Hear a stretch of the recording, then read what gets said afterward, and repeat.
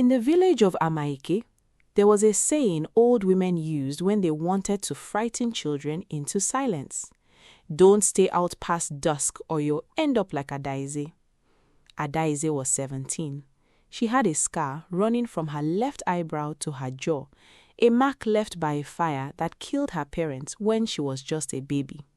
She survived. They didn't. And in a village that believed nothing happened by accident, that was enough to brand her forever. The elders whispered that the fire had chosen her, spared her for a reason too dark to name. Mothers pulled their children away when she passed. Even her own aunt, who raised her out of duty and not love, made her eat last and sleep closest to the door. In case the curse needs to leave in a hurry, she'd say, only half joking. If this story is touching you already, do me a favor and hit that subscribe button, because what happens next to Adaeze is the kind of thing that changes how you see people around you.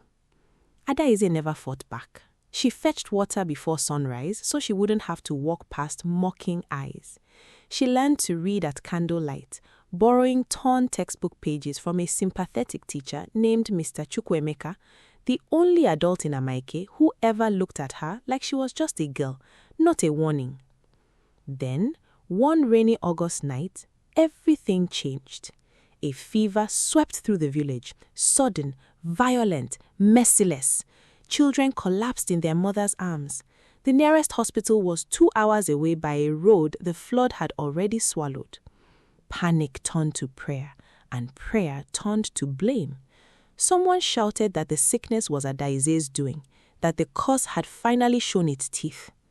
But Adaeze remembered something Mr. Chukwuemeka once mentioned in passing, an NGO training he had attended in Enugu, where health workers taught villagers how to make oral rehydration solutions from salt, sugar, and clean water to fight the dehydration that came with fevers like this.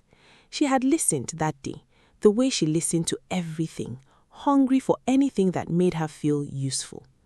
While the adults argued over whose fault it was, Adaeze walked house to house.